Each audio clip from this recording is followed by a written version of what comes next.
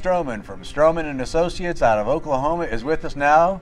Morning, Kent. Good morning. All right, so you came all the way out to Las Vegas for this convention from where? From Bartlesville, Oklahoma. Bartlesville, Oklahoma. Got to be close to Tulsa. Close to Tulsa. Okay. Now, I understand you really have the Charity Channel connection to this whole event here, and I probably ought to explain that while most of our videos that we've done here have been really grants-centric and focused on the Grants Professional Association, this is really a joint event between the GPA and Charity Channel. Can you tell us about the Charity Channel? Right. Well, Charity Channel actually is the world's largest online community for nonprofit professionals. My point of involvement or engagement was through a fairly new entity, which is Charity Channel Press, and feel very privileged that they are the publisher for my book, Asking About Asking, which was released in March this year. So I consider myself a brand new author. Yeah. So you're adding author now to CPA. You're a certified fundraising executive. Yes. And what are you doing through Stroman and Associates? Talk about that. We'll come back full circle to your book here, but I set a baseline. Sure. Well, first of all, my background is in finance, thus the CPA thing, and I was in higher education for 25 years before starting the consulting firm 10 years ago.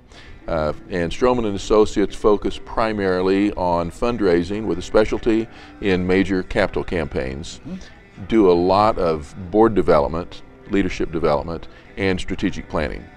Now, for those folks that are watching this video that are new to the fundraising field, could you define for us capital campaigns?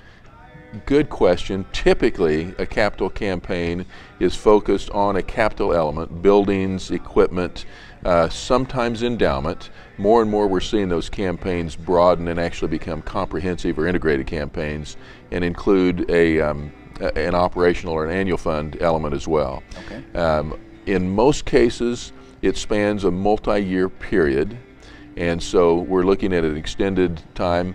It's a larger fundraising effort than typically what the organization will conduct on a year-in-year-out basis. Right on.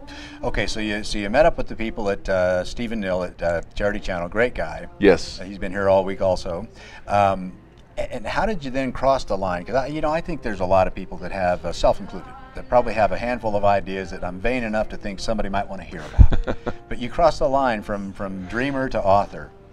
Well, how'd that happen? Actually, it was the beginning of the dream that for me was really the line, and I never envisioned myself as being an author. Never thought anybody would be that interested in what I might have to say. But several years ago, a friend of mine in conversation made this comment. He said, "Kent, you owe it to your audience to leave them with more than just a memory." And so I have to admit that I'd never thought before about writing as fulfilling an obligation. But that became the seed of an idea, which it took several years for that to germinate, but really began to emerge and eventually came out with the book that we talked about, Asking About Asking. Subtitle is Mastering the Art of Conversational Fundraising. Interesting, and you sound like you're pretty good at that. So tell me about that. Well, the basic premise that we have, Rod, is that in our experience, there are too many people chasing too many donors, seeking too few dollars that, when acquired, make too little impact on either the organization or the donor.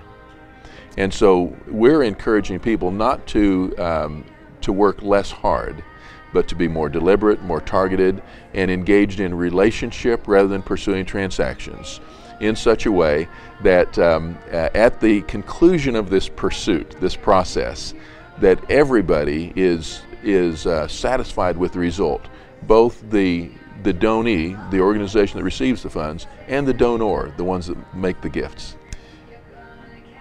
That 1 minute right there could easily be a book or more. Don't you think? Well, and basically it is. It is. It is now. And I notice this In the Trenches now. That's kind of a series of books now. And, yes. And Asking About Asking is your first in that series. That's my first book, and the series right now consists of 6 books. The 6th one just came out last month.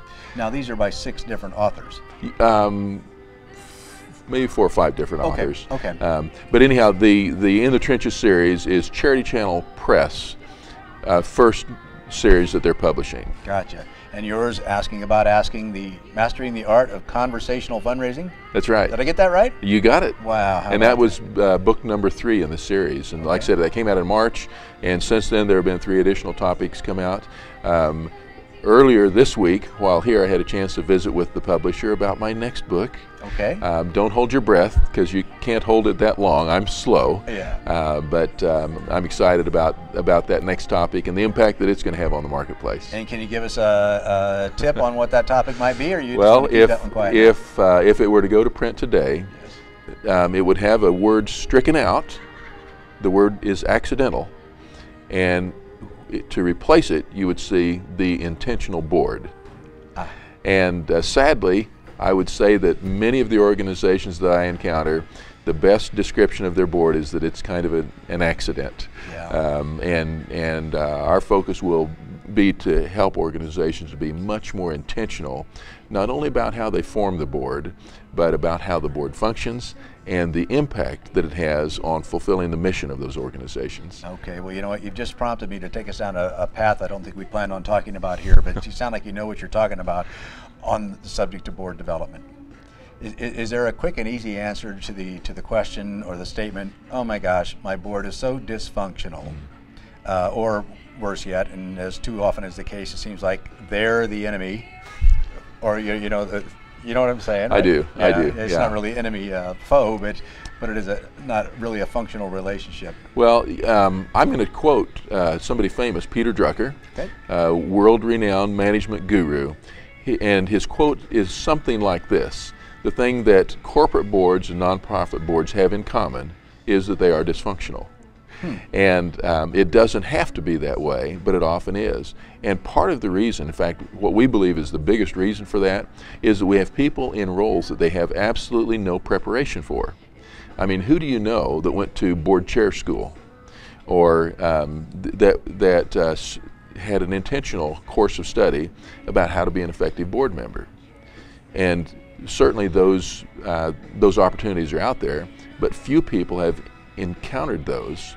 And so we're dedicated, we're passionate, we're willing to do anything, we just don't know how to. And so part of our motivation is to help equip people to accomplish what they've committed to do. All right, man, that's a handful. It is. That is a handful. There's no limit of potential there. Yeah, how about it? So your practice now, are you primarily in the Oklahoma area? Do you work nationally?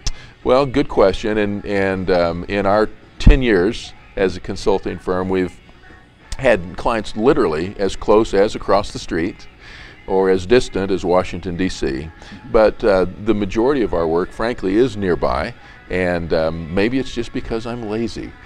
Spend less time and money in that unproductive thing called extended travel. Yeah. That's always a tough one. So, but I know you're not anything like that, because I've spent 2.5 days with you here, and I've seen how busy you are, and I think you probably do a lot of good work for a lot of people over the years, in the coming years. Feel very fortunate to have the opportunity to work with the folks that we do. Yep. And I didn't mention this earlier, but the kind of byline or motto that we've adopted for our consulting firm is, when your campaign is about more than money. And certainly a fundraising campaign has a money element in it. And in order for us to succeed, we've got to reach the dollar goal. But our experience and belief is that if all we do is raise the money and build the building or whatever, that we've missed out on the majority of the benefits that can and indeed should come through a campaign. And so the focus on those non-financial elements is something that is especially critical to us. Right on. All right, let's talk websites. charitychannel.com? I think so. Yes, charitychannel.com. And if .com doesn't work, is it .com or .net? I know I've got a bookmark, and so I don't type it. But and then you, where can we find you? StromanConsulting.com. That's S-T-R-O-M-A-N consulting.com. Outstanding. Kent Stroman, thanks for being here with us today. Well, it's been a real treat, really, Rod. Real great to meet you, and thank you for everything. Likewise, you bet. Thanks everybody for watching.